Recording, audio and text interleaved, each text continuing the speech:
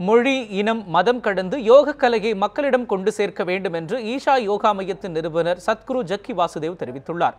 News 7 தமிழுக்கு பேட்டியளித்த அவர், யோகாவை மக்களிடம் கொண்டு சேர்க்க மத்திய மாநில அரசுகள் எடுத்து வரும் முயற்சியில் தங்கள் பங்களிப்பும் இருக்கும் என்றும் அவர் கூறினார்.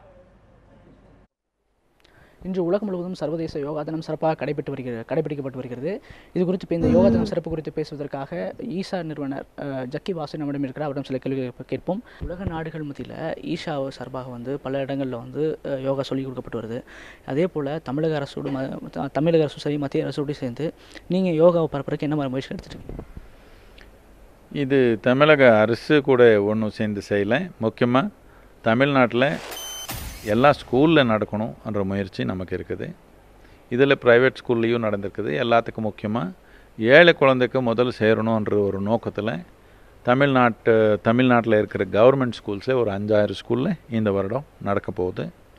இதில் முக்கியமான விஷயம் நம்ம என்ன புரிஞ்சுக்கணுன்னா, சொல்லிக் கொடுக்கணுன்னா அந்த டீச்சர் ட்ரெயின் பண்ணுறதுல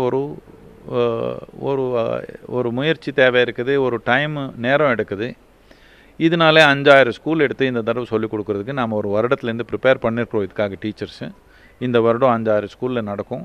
இது இப்படியே நாம் வளர்த்து நம்ம குழந்தை, நம்ம இளைஞர் எல்லார் வாழ்க்கையிலையும் ஒரு சின்ன அளவுக்குனால ஒரு யோகா இருக்கணும், அவருடைய நன்மை அவர் கையில் எடுத்துக்கணுன்றது என்னுடைய நோக்கம். உலக நாடுகளில் எடுத்துகிட்டு போகிற அளவுக்கு ஈஷாவுடைய பங்கு எப்படி இருக்கும்?